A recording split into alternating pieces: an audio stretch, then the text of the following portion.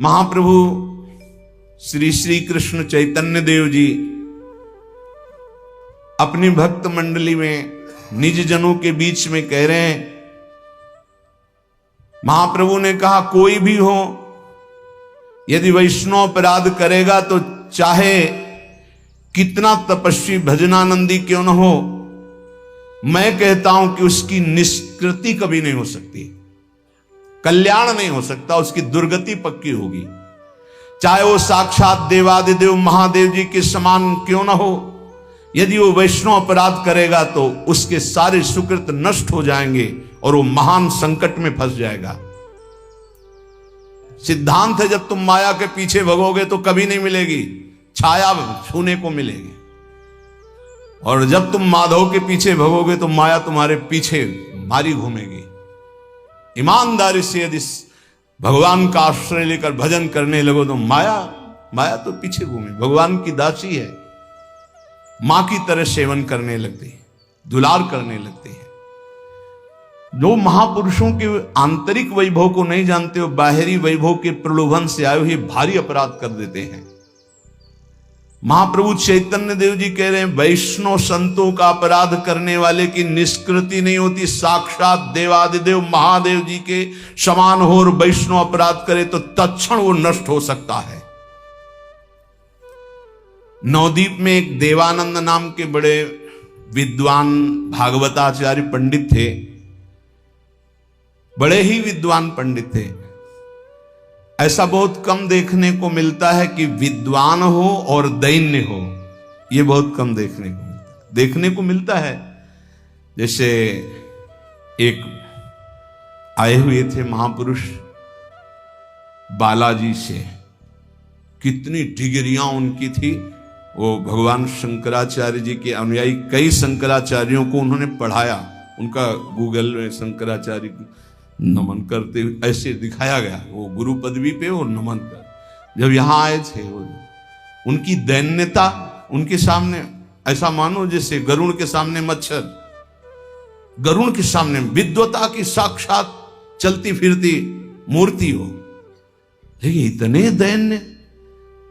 आपका सत्संग सुना तो दर्शन की प्रबल इच्छा हुई, वाह। तो एक ऐसा लग रहा था जैसे कोई पिता विनोद कर रहा हो, समस्त शास्त्र कंठस्थ, चलते फिरते पुस्तकालय, कोई साधारण विद्वान। दैन्यता विद्या विनयम ददाती, दिखाई दे रहा था कि ये है विद्या का स्वरूप। एकदम भोले बालक की तरह बाल, आरती दुपट्टा सब उठाना, एकदम ऐसे कि जैसे एक साधारण कोई असाधारण ज्ञान जिनको है। विद्या विनयम ददाती, पांडित्य हो और अभिमान न हो, ये बहुत बड़ी बात है। तो ये बड़े ख्याति प्रसिद्ध विद्वान थे, पर कहीं न कहीं विद्या का गर्व था। और महाप्रभु नवदीप में ही प्रकट हुए। अब इनको कैसे अभिमान में रहने देते, इनको तो श्री कृष्ण प्रेम में डुबोना ही था। ये जब देखते किसी वैष्णव को तो कोई खास दृष्टि से नहीं देखते। विद्वान में एक ऐसा होता है, विद्या का तात्पर्य होता है समस्त विकारों को, विषयों को परास्त करके स्वरूप में स्थित होना। शास्त्र ज्ञान का मतलब दूसरों को परास्त करके अभिमान में स्थित होना नहीं है, ये गलत ढंग है। शास्त्र ज्ञान का मतलब है विकारों पर विजय प्राप्त करना। वो नहीं है तो मतलब क्या, तलवार बांधे हुए एक भी वीर परास्त नहीं कर पाए तो वो तलवार किस काम की, वो अस्त्र किस काम का है। बहुत राइफल लिए खड़े, एक साधारण आके थप्पड़िया के चला गया, तुम्हारी राइफल किस काम की। काम क्रोध लोभ मोह मद मत्सर ईर्ष्या द्वेष में थप्पड़िया के चले जाते, तुम ज्ञानी हो, तुम शास्त्र ज्ञान हो। शास्त्र ज्ञान का मतलब है इसका प्रयोग करके देहाभिमान को नष्ट करके स्वरूप में स्थित होना। महाप्रभु चैतन्य देव जी को दया आई उनके ऊपर, ये वैष्णवों का अपमान करते हैं विद्वता के द्वारा और बड़े सूखे हृदय के हैं, इन पर कृष्ण कृपा तो होनी ही चाहिए। वो भागवत पढ़ा रहे थे विद्यार्थियों को, महाप्रभु गए एकदम भावावेश में, क्रोधित होने कह रहे, पंडित जानता है श्रीमद् भागवत का अर्थ क्या है, अर्थों का अनर्थ करता रहता है। और वो बड़े सम्माननीय नवीन अवस्था महाप्रभु तो भागवत का अनर्थ करता है। श्रीमद् भागवत साक्षात श्री कृष्ण का विग्रह है। ना तेरे हृदय में प्रेम है, न भाव है, न भक्ति है, न वैष्णवों के प्रति श्रद्धा है, केवल अहंकार करता है अपनी विद्वता का। तुम महामहिमा में श्रीमद् भागवत छूने का अधिकारी नहीं, अहंकार है तेरे अंदर। ओ जितने विद्यार्थी सब हाथ जोड़कर खड़े हो गए, उनकी आशा ही नहीं थी कि ऐसा भी रूप महाप्रभु का है। तू जानता है श्रीमद् भागवत गंगा जी, तुलसी जी और भगवत भक्त ये साक्षात भगवान श्री कृष्ण का स्वरूप है। शुष्क हृदय, अहंकारी, वैष्णवों की अवहेलना करता है और भागवत का ज्ञाता बनता है। क्या लाभ उठा लिया तूने भागवत से अभी तक? वैसे ही केवल ज्ञान की बातें बघाड़ता रहता है। ऐसे पढ़ने से क्या? अभी मैं तेरी इस भागवत को उठाकर गंगा जी में प्रवाहित करता हूं, तू अनाधिकारी है इसका। महाप्रभु भावावेश में ग्रंथ पकड़ने के लिए दौड़े, भक्तों ने पकड़ लिया। प्रभु शांत होइए, शांत होइए। भावावेश में प्रभु है, सब प्रभु को घेरे हुए हैं। प्रभु को ले गए एकांत, काफी देर फिर एकदम हा कृष्ण हा कृष्ण कहा। प्रभु आप तो वहां नहीं, हमें स्मृति नहीं, ये क्या श्री कृष्ण लीला। चलो हम उनसे क्षमा मांगते हैं। चलो, महाप्रभु के विचित्र भावावेश के रूप होते थे, विचित्र भावावेश के रूप। महाप्रभु आए, देवानंद उनका नाम था, भागवत प्रवक्ता का, और वो तो सुन्न पड़े थे एकदम, मतलब उनका दिमाग का ही काम नहीं कर रहा था। जब महाप्रभु लौट के आए तो कहा कि तुम्हें ऐसा लगता होगा कि हमने तुम्हारा, लेकिन तुमको एक दिन की घटना याद है? श्रीवास कथा सुनने आए थे और वो भावावेश में हो गए थे, क्योंकि श्रीमद् भागवत अक्षर अक्षर श्री कृष्ण का रूप है। और जब श्रीवास जैसे महाप्रेमी बेहोश हो गए तो तुमने अपमानित करके उठवा के बाहर फेंकवा दिया था उनको। हमें लगता है श्री कृष्ण ने तुम्हारे उसी अपराध का मार्जन करने के लिए ये लीला की।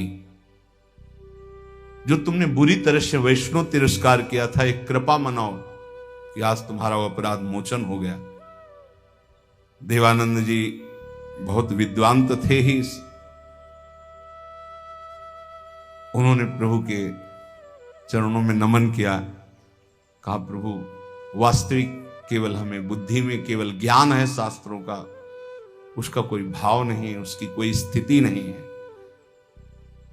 दैन्य बहुत प्रिय होता है प्रभु को भी और प्रभु के जनों को भी। चरणों में जे ही गिरने लगे से उठा लिया, जे ही हृदय से लगाया कि जो अभी तक इनको पढ़ने लिखने से नहीं प्राप्त हुआ था वो प्राप्त हो गया। तत्काल हृदय में प्रेम का उद्रेक हुआ और प्रभु के चरणों में साष्टांग लौट गए। प्रभु की कृपा हुई, नाम कीर्तन शुरू हुआ। उसी दिन से परम प्रेमी महाभागवत बन गए। प्रभु ने अपने निज जनों को भजन की प्रणाली की शिक्षा देते हुए कहा कि ये भगवान नाम तभी फलीभूत होता है जब अपने को सबसे दीन समझा जाए। नाम जापक अपने को सबसे दीन समझे, मैं सबसे नीच। ओ ऐसा आप सत्य मानिएगा, जो नाम जापक है वो कोई बनावटी नहीं कि वो बनावटी बोलते मैं अधम हूं, मैं दीन हूं, मैं नीच हूं, ऐसी बात नहीं। अनुभव होता है प्रभु की कृपा कहां और कहां मैं नीच, ऐसा दोनों का तारतम्य अनुभव होता है। अहंकार के कारण आपको अनुभव में नहीं आ सकता, लेकिन जब अहंकार रहित होगे तो दिखाई देगा कहां प्रभु की अपार कृपा और कहां अपनी अधमता, दोनों का। देखो स्वामी जी महाराज श्री ललिता जी के अवतार हैं, श्री स्वामी हरिदास जी। और अपने सिद्धांत पद में कह रहे हैं, मोसो ना बिगारन को और तोसो ना संवारन को, तो ही मोई पड़ी होड़। अब विचार करो, हरिवंश महाप्रभु हित सजनी के अवतार हैं। वो कह रहे हैं, क्वाहम तुच्छा परम अधमा प्रण हो गर्ह कर्मा। कहा मैं तुच्छ अधम अपराध करने वाला हूं, कहा ये नाम, ये राधा नाम तो सिर्फ वृंदावन की महिमा जो मेरे हृदय में स्फुरित हो रहा है। क्या है ये? कोई साधक है, कोई संत है? ये तो साक्षात भगवान आचार्य रूप में अवतरित होते हैं। ये तो जब जब होए धर्म के हान, सेवक जी महाराज हरिवंश महाप्रभु के लिए लिखते हैं, जब जब होए धर्म के हान, तब तब तनु धरि प्रगटत आन, जान और दूजो नहीं। तो उपासक को चाहिए, जो नाम जापक, उसका नाम तभी प्रकाशित होगा जब उसमें दैन्यता आए कि मैं तो वास्तविक मैं बहुत अधम हूं, लेकिन हम पर प्रभु की बहुत कृपा है। ये दोनों साथ होने चाहिए, केवल अधम ही कह के नहीं रुकना है। देखो हनुमान जी महाराज परम ज्ञानी महाभागवत, असमय अधम सखा सुनु, रुक नहीं गए, पर मोहू पर रघुवीर, देखो मेरे ऊपर कितनी कृपा, यद्यपि मैं अधम हूं। ये बात ध्यान देनी। नाम जापक उपासक तभी दिव्य ऊंचाई पर पहुंचता है जब तरण से भी अपने को नीचा समझता है। बहुत सहनशील होना चाहिए नाम जापक को, नाक में गुस्सा नहीं होना चाहिए। और ध्यान रखना, भजन करोगे तो ये आ जाएगा, सही ढंग से चलोगे तो नाक में गुस्सा आ जाएगा, क्योंकि अभिमान स्फुरित होगा जो अंदर है, उसको दमन करने के लिए गुरु शासन में रह जाता है। त्रिभुवन में कोई दूसरा नहीं है जो भजन का अभिमान नष्ट कर सके, केवल गुरु नष्ट करते हैं। एकमात्र अहंकार पर अगर हथौड़ा कोई मार सकता है ज्ञान का, तो केवल गुरुदेव है, दूसरा तो ऐसे ही बोलेगा, लेकिन वो सीधा प्रहार उसी अहंकार पर। बहुत सहनशील उपासक को गुरुदेव की कृपा बना देती है। इसलिए एक प्रश्न हुआ था कि हम अव्यक्त रूप से गुरु मान लेते हैं तो हमें क्या भगवत प्राप्ति नहीं होगी? देखो, अव्यक्त तुम्हें चपत लगाने नहीं आएगा, ध्यान देना। अव्यक्त तुम्हें ऐसा नहीं कि खड़े रहो, यहां यही खड़े रहो जब तक लौट के नाम है, यही खड़े रहो, चलो ऐसा करो। ये हमको प्रगट गुरु चाहिए, क्योंकि प्रगट में फंसे हैं। वो हमको दुलार भी करें, हमें डांट भी सके, हमें चपत भी लगा सके, तभी हम सुधरेंगे। मान लो हम अव्यक्त गुरु मान लेते हैं तो जो मन आया सो कर रहे हैं, वो समझा। अव्यक्त गुरु तुमको कौन ऐसा है जिसको उपदेश नहीं कर रहे? आप बुरा करने चलते हो, अव्यक्त गुरु अंदर रोकते, मान पाते हो आप? एक त्रिभुवन में गुरुदेव के सिवा कोई ऐसा नहीं जो निर्विकार और निरहंकार कर सके। ये हम खुली बात कहते हैं। भगवान भी हमारे हृदय में बैठे रहे, निर्विकार नहीं किए। जन्म जन्मांतर से हमारे साथ हैं, कभी निर्विकार नहीं किए, कभी निरहंकार नहीं किए। वही हृदयस्थ भगवान अव्यक्त जब व्यक्त रूप गुरु रूप धारण किए तो पक्का सुधार हो गया, पक्का माया से मुक्त करने का मार्ग दिखा दिया। नहीं तो हाथ उठा कहते चाहे सर के बल खड़ा होकर तप करे, अहंकार पे कोई फर्क नहीं पड़ता। 10-10 हजार वर्ष तक खड़े रहे, जटाओं में घोंसले बन गए, चिड़िया बैठी, तुम कितने साल जियोगे? सारा अहंकार मिट्टी में, सब ज्ञान है तो क्या हुआ? केवल जल पी के रहे तो क्या हुआ? कितने ऐसे पशु पक्षी जल आहार करते हैं, उनको भगवत प्राप्ति हो गई। हर अहंकार की धज्जियां गुरुदेव उड़ाते हैं। और जब गुरुदेव का ऊपर वरद हस्त नहीं रहता तो सिद्धता का नाटक शुरू हो जाता है, नाटक शुरू हो जाता है। इसीलिए अत्यंत दैन्य भाव वास्तविक जब आएगा तो गुरुदेव के चरणों में आएगा। पक्का समझो, हम आपको हृदय की बात कहता हूं, जब तक गुरुदेव की कृपा नहीं तो दो बातों पर विजय नहीं प्राप्त की जा सकती। विकारों पर षड विकार जित, ये गुरुदेव की कृपा, और अहंकार रहित होना केवल गुरुदेव की कृपा, ये दैन्यता केवल गुरुदेव। ये खूब अंदर की बात कह रहा हूं, खूब साधन मार्ग में चल के कह रहा हूं। जब तक गुरु कृपा नहीं होगी प्रगट गुरुदेव की, तब तक दो बातों पर विजय नहीं प्राप्त की, एक तो विकार और दूसरे अहंकार। बहुत सहनशील होना, सहनशील गुरुदेव बनाते हैं, ठोक ठोक के हर जगह, जहां कमजोर हो वहीं पीट पीट के। दूसरों को मान देना और स्वयं अमानी रहना, यह गुरुदेव की कृपा से ही आता है। जो शुद्ध रसिक महापुरुष भगवत प्रेम में डूबे हुए हैं वही अमानिना मानदेन स्थिति प्रदान करते हैं। ये स्थिति ये बनावटी नहीं होगा, बनावटी टिक नहीं पाएगा। चाहे जितना भारी विद्वान तपस्वी पांडित्य से युक्त क्यों न हो, जब तक वो अपने को तृण से नीच नहीं समझता, सहनशील नहीं होता, दूसरों को सम्मान देना, स्वयं अमानी रहना, तब तक उसमें भगवत भाव का प्रादुर्भाव नहीं होता। ये बात बहुत ध्यान देने की है, नहीं खाली भटकना पड़ेगा। ऐसे हमसे बनते रहेंगे कि अंधा बटे और पड़ा चबाए। भजन करना कठिन, करके बचाना कठिन, बचा के पचाना कठिन। उपासक को चाहिए कि भूख लगे तो आधा पेट भोजन कर ले, प्यास लगे तो जल पी ले। जो विरक्त है उसे सदैव अपने साधन पथ को पुष्ट करते रहना चाहिए।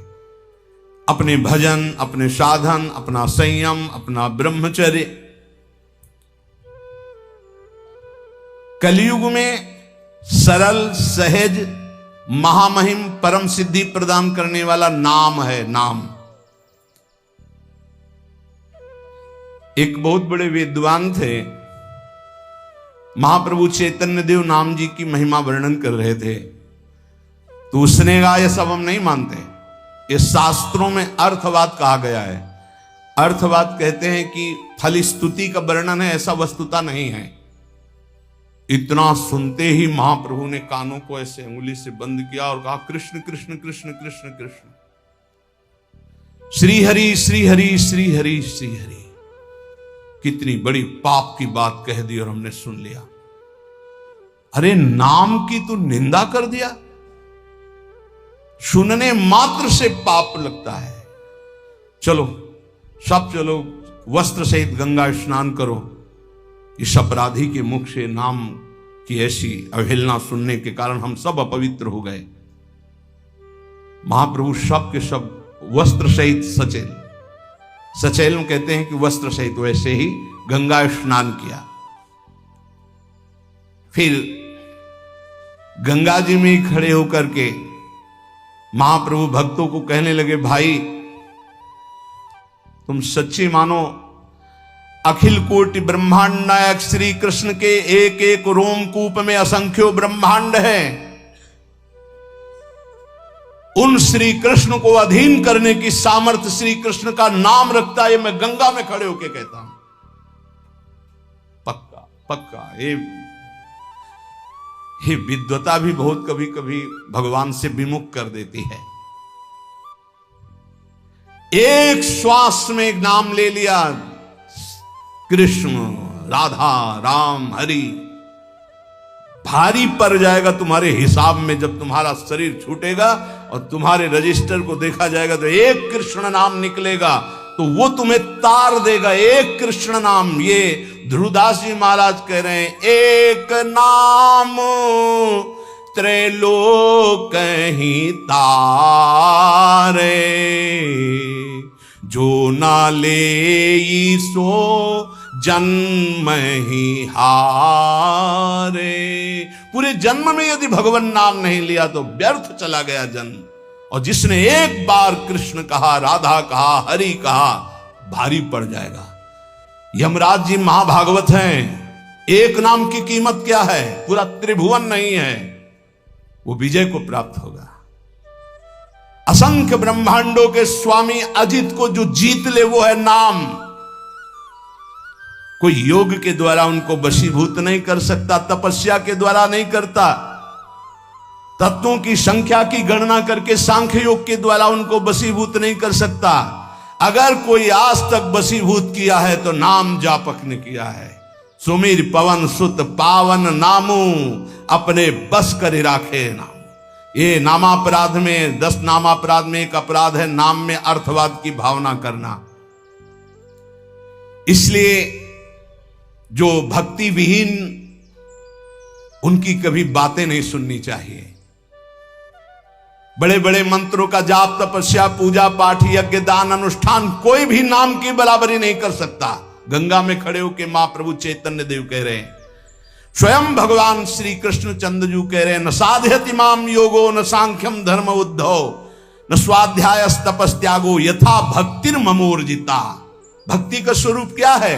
देवर्षि नारद तदर्पिता अखिलाचारिता तद स्मरणेन परम व्याकुल तेज। हर समय भगवान का स्मरण करते हुए अपने कर्तव्य कर्म को भगवान को समर्पित करना, यह उत्तम भक्ति का लक्षण है।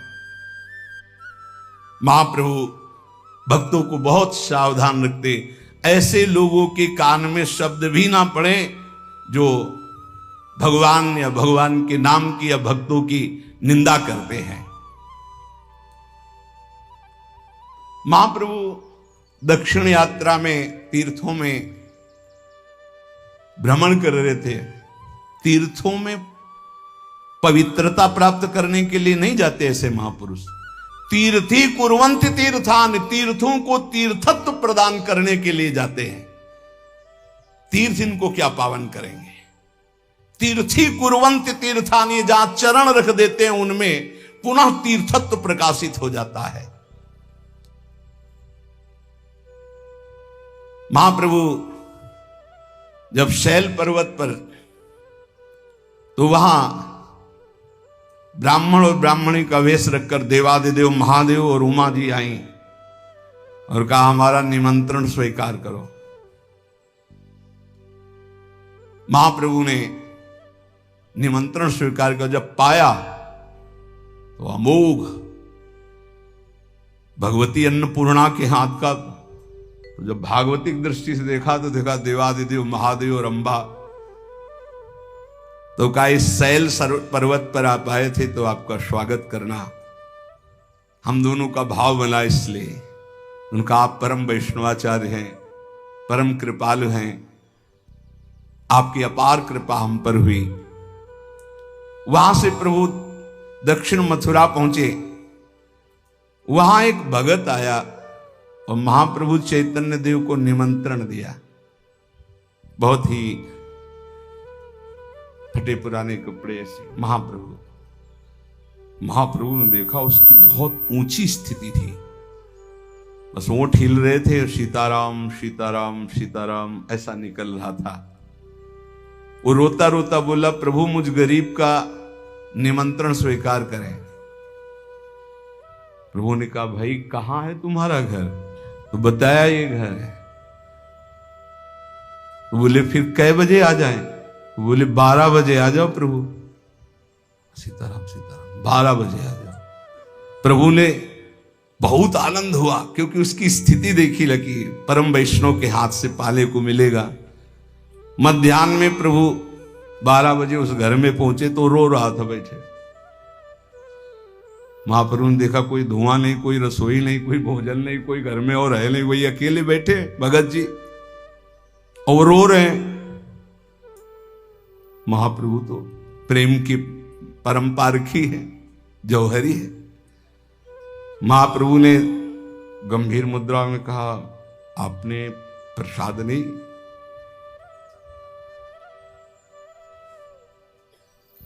तो उसने कहा, कैसे प्रसाद बना दें? लक्ष्मण जी तो राम जी की खोज में चले गए, सियाजू को रावण हरण कर ले गया, कैसे प्रसाद बना? महाप्रभु समझ रहे थे कि भाव में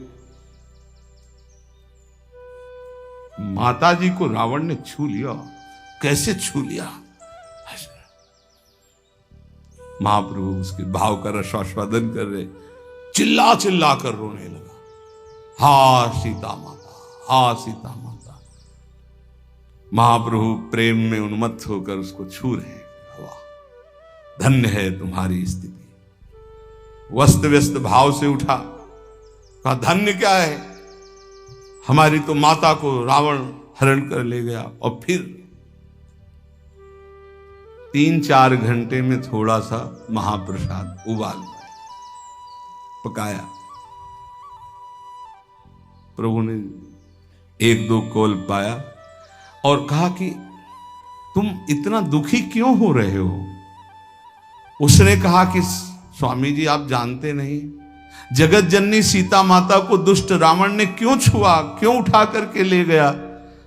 मेरी माता कितनी दुखी है, आप देख पा रहे हो। वो उस लीला में डूबा हुआ है और फपक फपक कर जोर जोर से रोने लगा। महाप्रभु भी एकदम भावावेश में हो, क्योंकि आंसुओं में दम होती है, जो प्रेम के आंसू होते हैं। महाप्रभु अपने को संभाल रहे हैं कि अगर भाव में आ गए तो इसको कौन संभालेगा।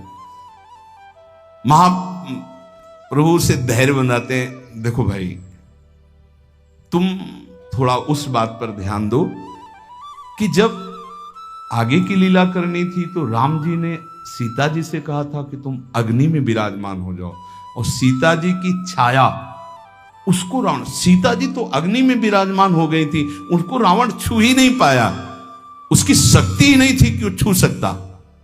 ये भगवान की एक योग माया जनित लीला थी। तुम ये मन से बात निकाल दो कि असली सीता जी को रावण ले गया था।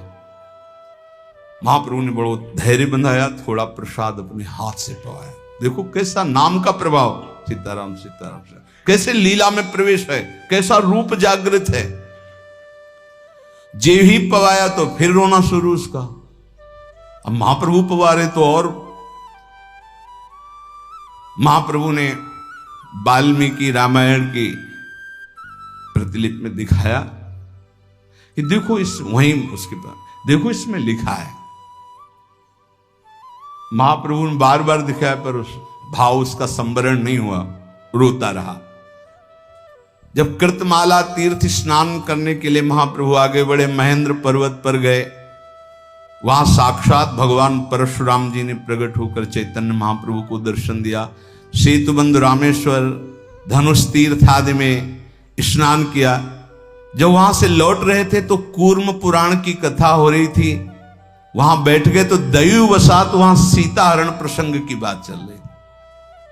कूर्म पुराण और प्रवक्ता दोनों को लेकर महाप्रभु उस भगत के पास गए इतने तीर्थों के बाद, और फिर उसको कि देखो ये कथा के देखो इसमें लिखा है सीता जी का हरण नहीं हुआ। आश्चर्य की बात, तब तक वो महापुरुष उसी भाव में डूबे हुए थे, न खाना न पीना। ये देखो स्थिति होती प्रेम की। सीता जी की छाया का हरण किया योग माया से, जो माया जनित थी। रावण ने असली सीता जी को तो देखा ही नहीं, वो तो अग्नि में स्थित हो गई थी। जब वो पूर्ण हस्तलिखित प्रतिलिपि दिखाई, प्रवक्ता दूसरे बोले, महाप्रभु भी बोले, तब उनका जाकर के भाव संवरण हुआ। पांडु देश में ताम्रपर्णी आदि नदियों का अवगाहन करते हुए तो महाप्रभु जब चले थे तीर्थ यात्रा के लिए तो सब बड़े बड़े भक्तों को छोड़ दिया था, साथ नहीं ले। एक कृष्णदास नाम के भगत को साथ ले गए थे। यहां बहुत ध्यान देने योग्य बात है कि यदि आप महापुरुषों की आज्ञा नहीं मानते तो महापुरुषों के समीप रहते हुए भी तुम्हारे में कोई परिवर्तन नहीं होगा, पक्का समझ लीजिए। तब ये होता है कि अगर ये इतने बड़े महापुरुष थे तो इसका परिवर्तन क्यों नहीं हो सकता, वो ऐसे क्यों गिर गया, वो ऐसा क्यों हो गया। तो रसोई बना के दी जा सकती, लेकिन आप पाओ ना तो, और पा के बमन कर दो तो, आप पा के पचा लो तब तो स्वस्थ होगे। तो देखो महाप्रभु चैतन्य देव तो साक्षात श्री प्रिया प्रीतम का स्वरूप ही है। जब वो कृष्णदास के साथ मल्लार देश में पहुंचे तो वहां भट्ट थारी नाम से एक साधु समाज रहता था, नाम का साधु।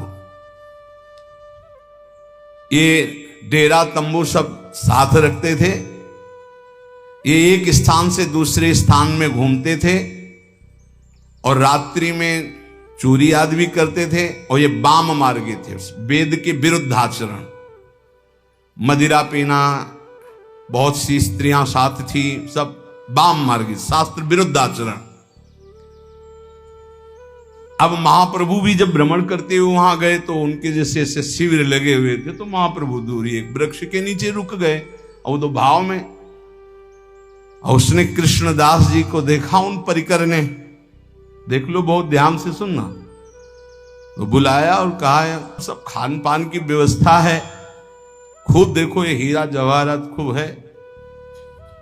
इस विरक्त सन्यासी के पास मारे मारे घूम रहे, तुम्हें क्या मिलना है, खूब भोगो, आनंद से रहो। हम लोगों की एक पार्टी है, एक समुदाय है, खूब बल है, अस्त्र शस्त्र हैं, कोई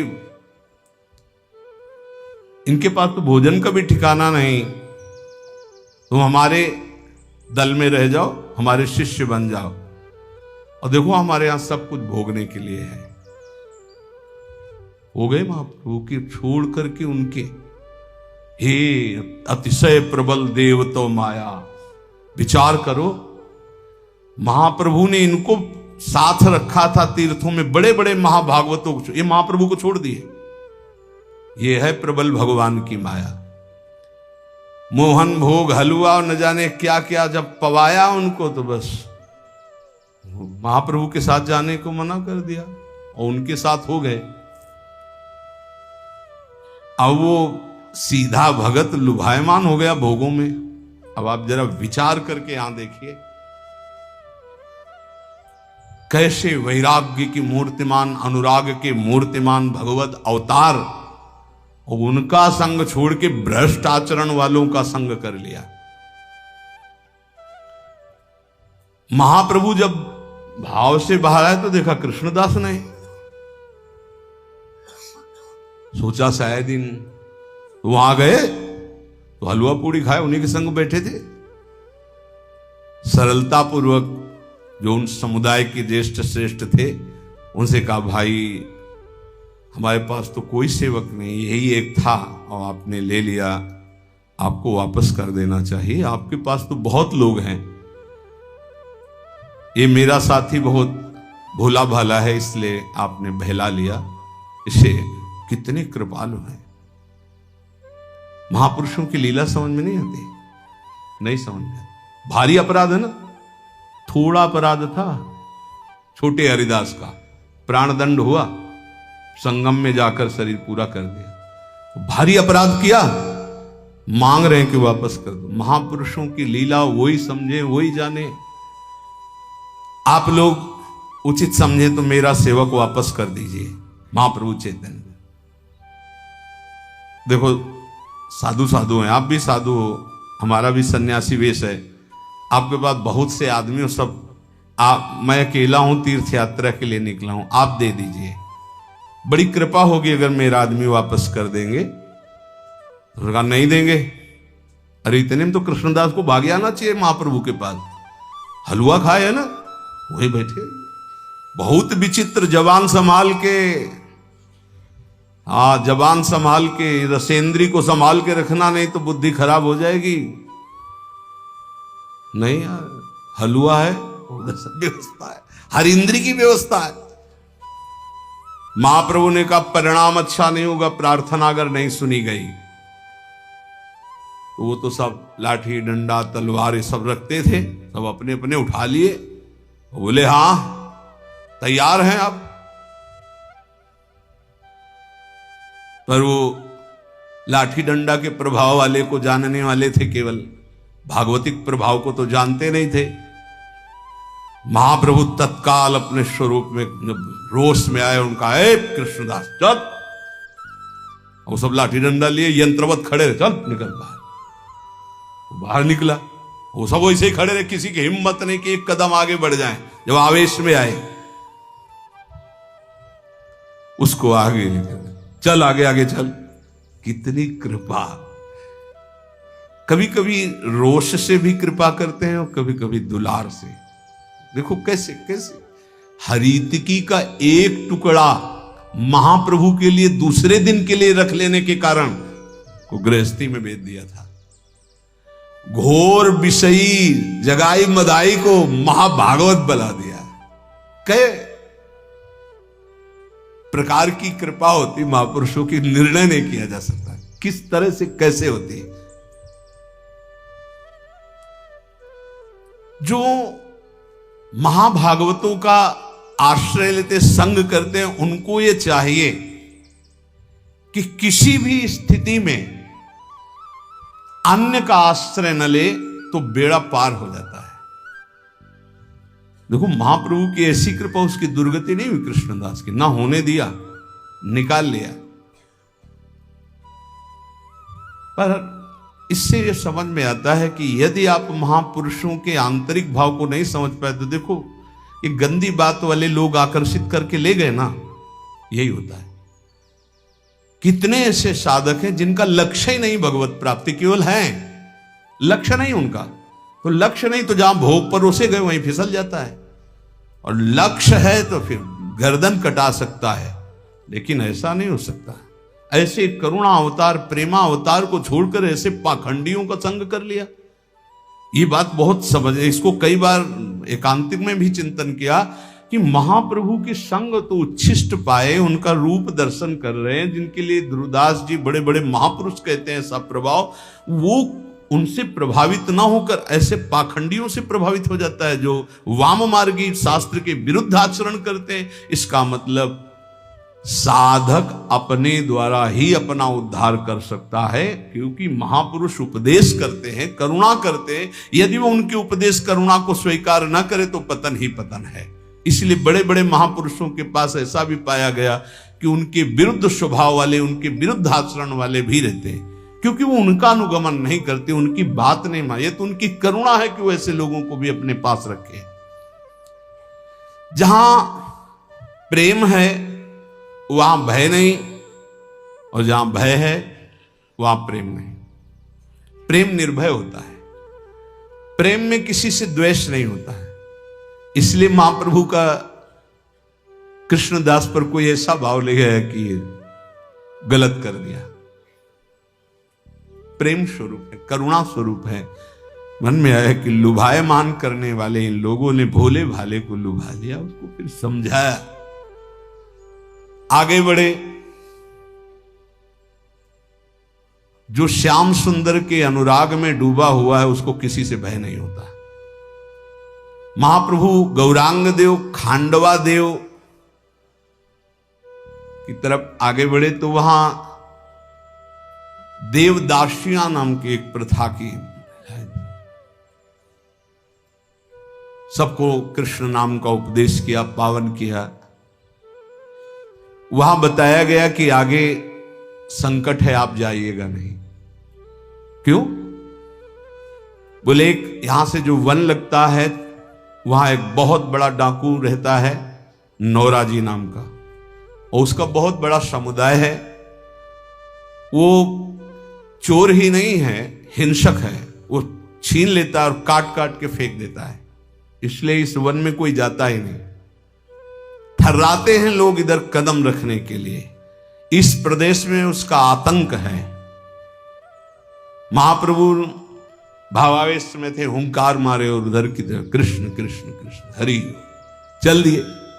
लोगों ने आगे खड़े होकर मना किया कि आप सन्यासी हो, आप जानते थे वो बड़ा हिंसक है, कुछ नहीं आपके पास तो भी आपको। तो भाई डाकू तो रुपया पैसा के लिए लोगों को मारते, मेरे पास क्या है, क्यों रोक रहे हो? हम तो भिक्षुक हैं, सन्यासी हैं, वो हमें मारेगा भी तो क्या, हमारे कोई संपत्ति थोड़ी है। यदि हमारी जान लेना चाहता है तो मान लिया श्री कृष्ण की ऐसी इच्छा है। अगर शरीर को दंड देने से किसी को सुख मिल रहा है तो इसको जरूर दंड दे दे, हमें इसकी कोई परवाह नहीं। महाप्रभु घुस गए वन में। बहुत चलने के बाद एक बड़ा वृक्ष देखा और वहीं बैठ गए। हा कृष्ण, हा मोर प्राणनाथ कृष्ण, हा हरि। वो तो एकांत में बड़ी, महाराज जो गंभीरा मंदिर में महाप्रभु की दशा ना, अच्छे अच्छे का हृदय विदीर्ण हो जाए, ऐसी विरह व्यथा चैतन्य महाप्रभु की थी। तो जब नौरा जी के कान में आवाज पड़ी हा कृष्ण हा कृष्ण, उसने अपने आदमियों से कहा कौन आ गया इस जंगल में और इतना निर्भय है कि गाना गा रहा है। तो आसुरी प्रवृत्ति का था। तो बताया गया कि एक सन्यासी हैं, एक वृक्ष के नीचे पड़े हैं और कुछ उनका होगा, वो गा रहे हैं। तो उसने अपने दल के साथ वहां दूर से देखा, आंखों से आंसू, मुख में कृष्ण नाम, नजदीक गया। महाप्रभु ने आंख खोल के देखा, पावत ही तिनको दरस उपजय भजना नंद। जैसे एक अचानक कोई परिवर्तन दृष्टि पड़ते ही घुटने पे हो गया, और जब सरदार घुटने पे तो सब घुटने पे, अपने आप हाथ जुड़ गए और कहा आप हमारे घर पधारे हैं तो भोजन पा लीजिए। ये वो आदमी है जिसको जिंदा काट डालता है, कुछ मिले या ना मिले, नौरा डाकू। प्रभु को भोजन का निमंत्रण, लोग भय दिखाए थे।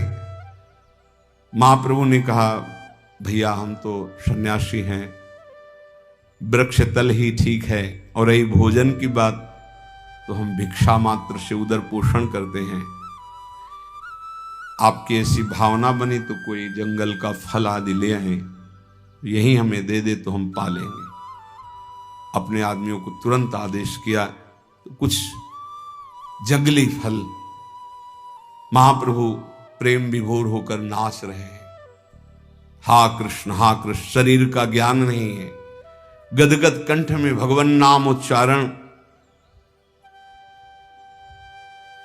आसपास से घेर कर पूरा दल बैठा हुआ है।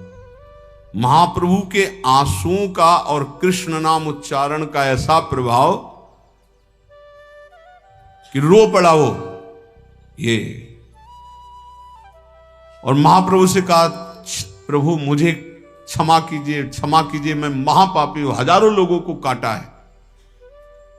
और धीरे धीरे सकिल कर महाप्रभु के चरणों की तरफ, और कहा आप ये जो बोल रहे हैं ये सुनने में इतना अच्छा लग रहा है, आज से मैं नियम लेता हूं कभी किसी को नहीं मारूंगा। उपदेश नहीं देना पड़ रहा, ये नाम का प्रभाव देखो, नाम का प्रभाव। क्या मैं भी ये गा सकता हूं जो आप गा रहे हैं?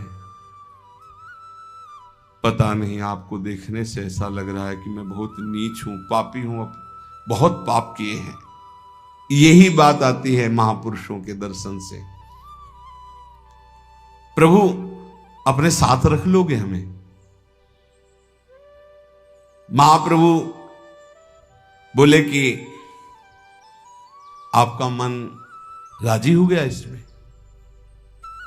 बोले प्रभु मन तो बाल्याकाल से हिंसा में राजी रहा है, और इस समय हमारी 60 वर्ष की अवस्था है, कोई दिन ऐसा नहीं जिस दिन मैं हिंसा न करता हूं। आज तक कभी मेरे मन को कोई परिवर्तित नहीं कर पाया, पर पता नहीं आपके दर्शन से क्या मुझे लग रहा है, क्या आप थोड़ी हमें अपने चरण स्पर्श करने की अनुमति देंगे?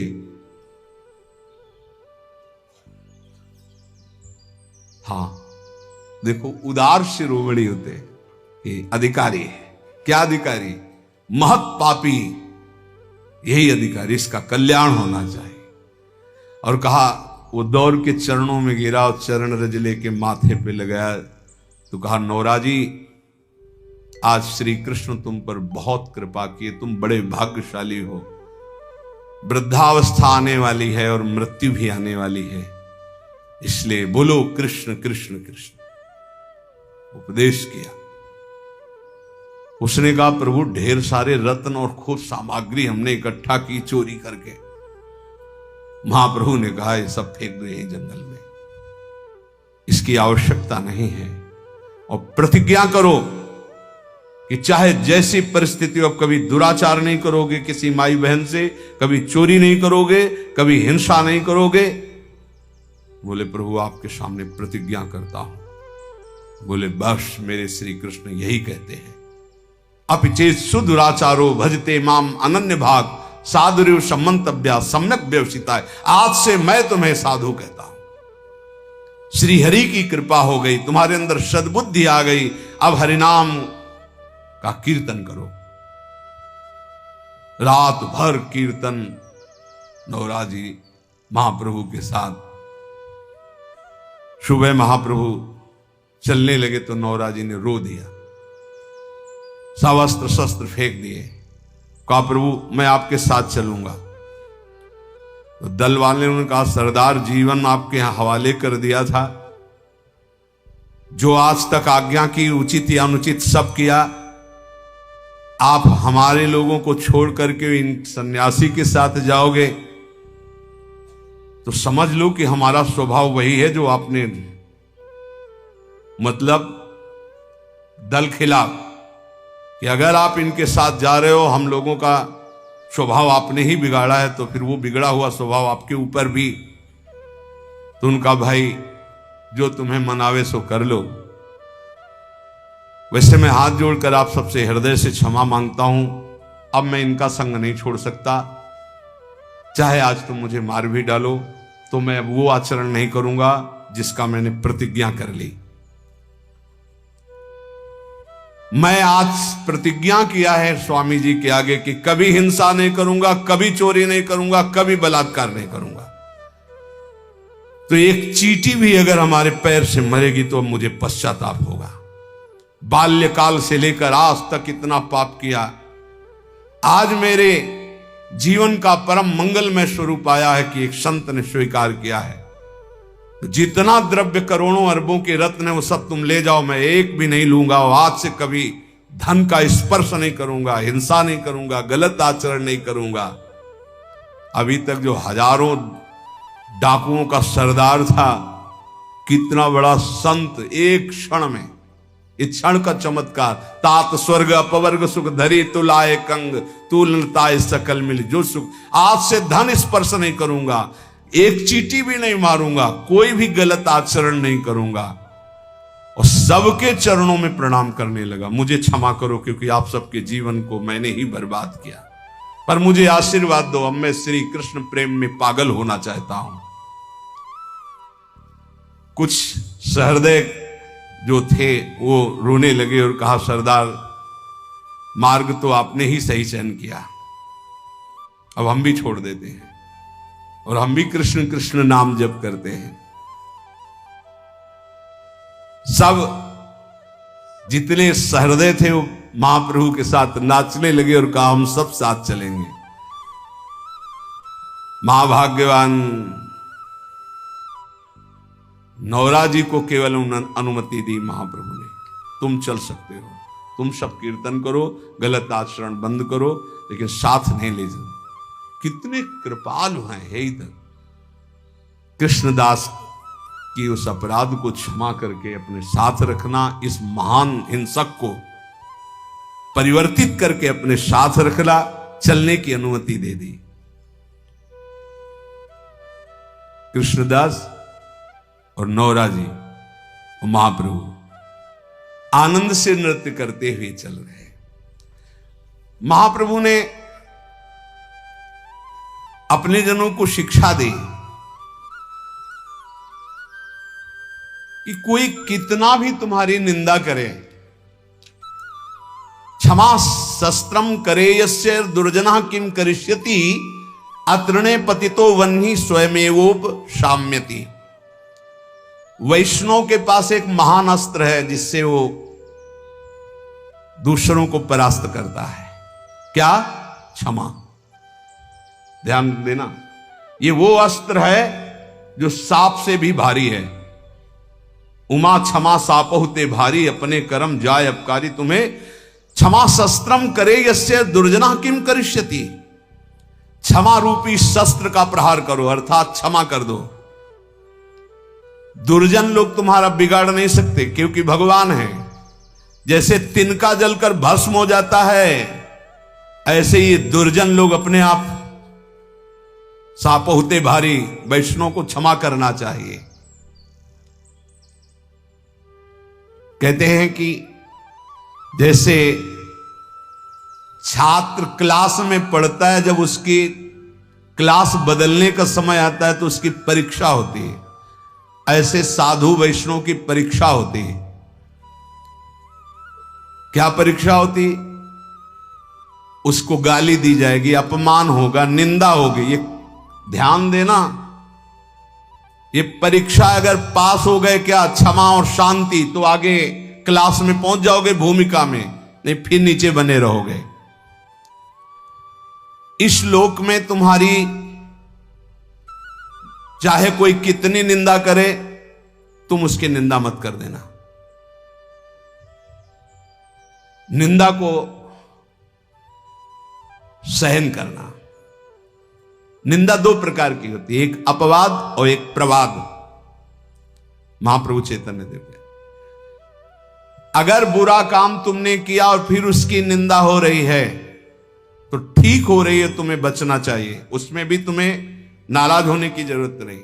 और अगर तुमने बुरा काम नहीं किया और तुम्हारी निंदा हो रही तो बहुत ठीक हो रहा है, तुम्हारा भारी प्रारब्ध जो शरीर में दंड मिलने वाला था वो निंदा के द्वारा काटा जा रहा है। भगवान की विशेष कृपा है।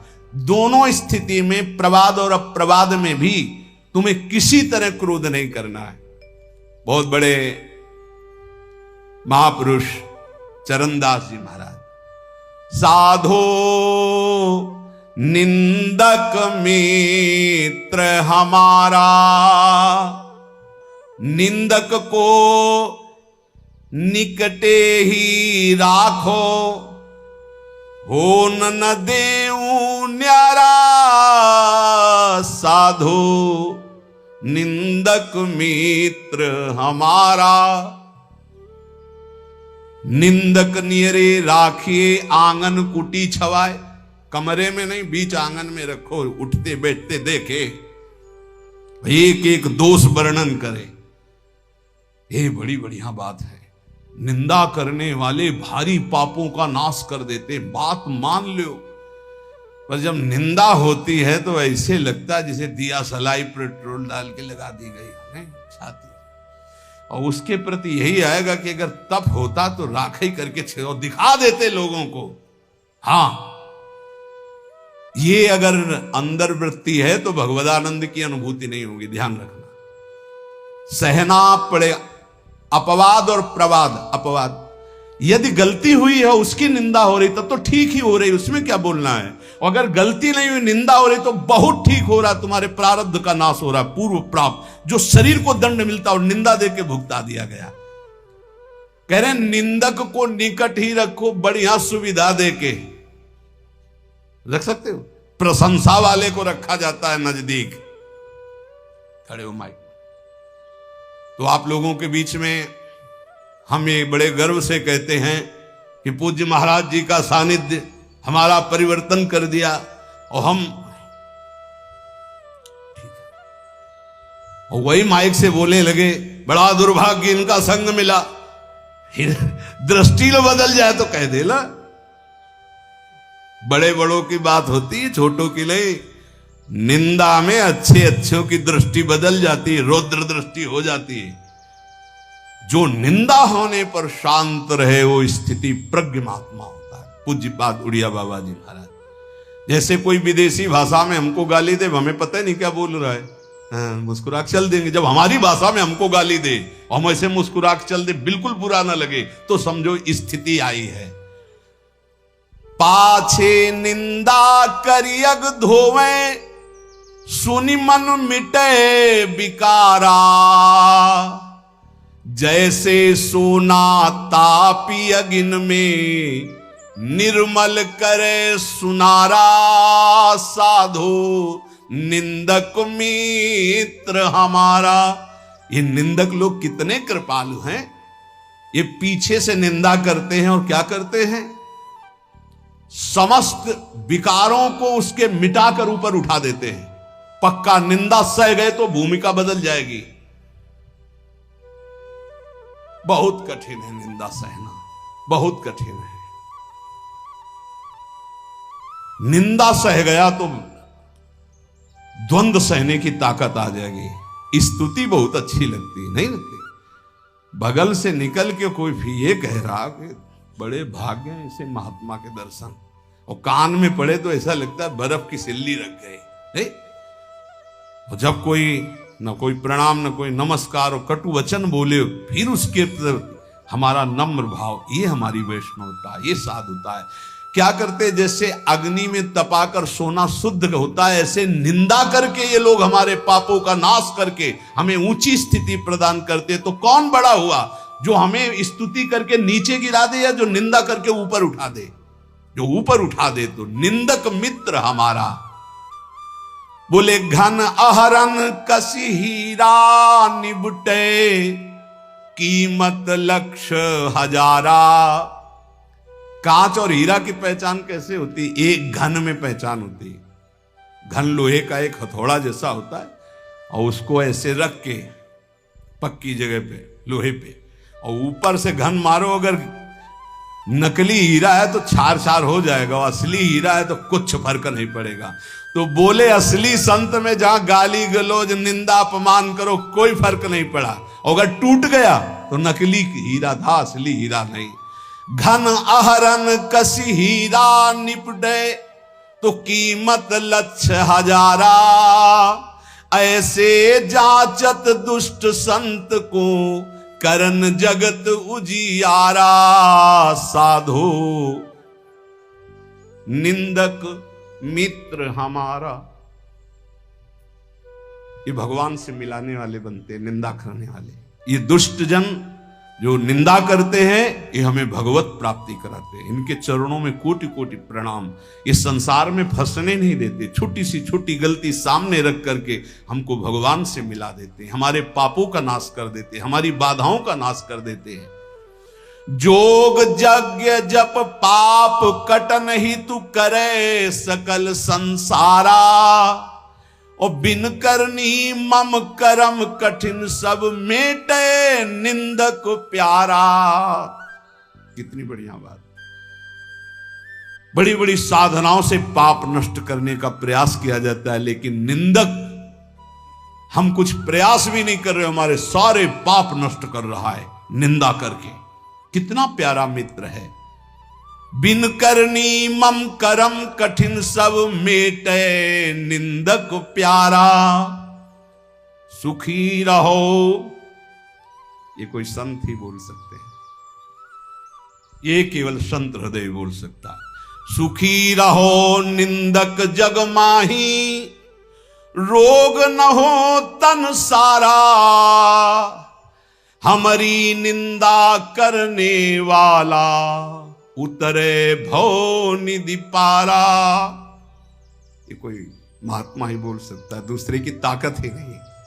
कह रहे हैं निंदक सुखी रहो, इस लोक में तुम्हारे शरीर में कोई रोग ना हो, और मेरी निंदा करने वाला परलोक में भगवान को प्राप्त हो, ये मेरा आशीर्वाद है। क्या संत है, क्या इनका हृदय कौन जान सकता है। सुखी रहो निंदक जग माही, रोग न हो तन सारा, हमारी निंदा करने वाला उतरे भव निधि पारा। साधो निंदक मित्र हमारा। निंदा जो कर रहे हैं, निंदक के चरणों की स्तुति भाखों बारंबारा, चरण दास कहे सुनियो साधु, ये निंदक साधक भारा। ये निंदा करने वाले भगवान की प्राप्ति कराने में बड़े सहायक हैं। हे साधु, कभी इनकी निंदा मत करना, जो तुम्हारी निंदा करे तुम सह जाना, तुम्हें भगवत प्राप्ति करा देंगे, पक्की बात। इसलिए महाप्रभु चैतन्य देव अपने श्रीमुख से कह रहे हैं कि यदि लौकिक और पारलौकिक उन्नति प्राप्त करना चाहते हो तो तुम अपनी निंदा की कभी अवहेलना मत करना। तुम्हारी निंदा हो रही, बड़े प्यार से चुपचाप सुन लेना और क्षमा कर देना, तो तुम इस परमार्थ के क्लास में ऊपर उठ जाओगे। यदि जीवन में किसी के कोई दैवी संपदा की विशेषता और मां भागवती गुण पाए गए हैं तो उन्होंने जीवन में बहुत कष्ट सहा है, गालियां सही है, मारपीट सहे, अपमान सहे हैं, तब जाकर वो जैसे स्वर्ण तपाने पर चमकता है ऐसे वो चमकते हैं। उपासक को लौकिक पारलौकिक उन्नति प्राप्त करने के लिए निंदा, अपमान, तिरस्कार सहना होता है। ये सहने की सामर्थ्य, फिर कह रहा हूं, सदगुरु कृपा पात्र में आती है। जो सदगुरु प्रदत्त नाम जप करता है, मंत्र जप करता है और उनके चरणों में दैन्य होके रहता है, उनकी आज्ञा में रहता है, तो ये सब जितनी सामर्थ्य देवी संपदा की वो सब जागृत हो जाती है। खूब नाम जप करें, सहनशील बने, सहनशील ही भगवान को आशय उदार धीरज सहित विवेकी। सहनशील, आशय उदार धीरज सहित विवेकी, ये परमार्थ का विजयी योद्धा होता है। धैर्यवान, विवेकवान, सहनशील, उदार आशय सबका। देखो कितना उदार आशय। कह रहे हैं जो हमारी निंदा करे कभी अस्वस्थ ना हो, सुखी रहे, जब शरीर छूटे तो भगवान को प्राप्त हो, भवनिधि से पार हो जाए मेरी निंदा करने वाला। क्या महात्मा का हृदय है, बलिहारी है ऐसे महापुरुषों की, जो अपमान और निंदा करने वालों को भगवत प्राप्ति कराते हैं। पूरे महापुरुषों के चरित्रों में यही तो पाया जाता है। हम ऐसे महापुरुषों के बच्चे हैं, उनकी शरण में हैं। तो जैसे पिता के गुण पुत्र में आते हैं, ऐसे आचार्य और गुरु की गुण शिष्य में आते हैं, शरणागतों में आते हैं। हम सब आचार्य की शरण में हैं। ऐसे सहनशील, आशय उदार, धीरज सहित विवेकी गुरुजनों का आश्रय लेकर हम यही लक्षण धारण करें, खूब नाम जप करें। शेष चर्चा आगे। श्री राधा वल्लभ।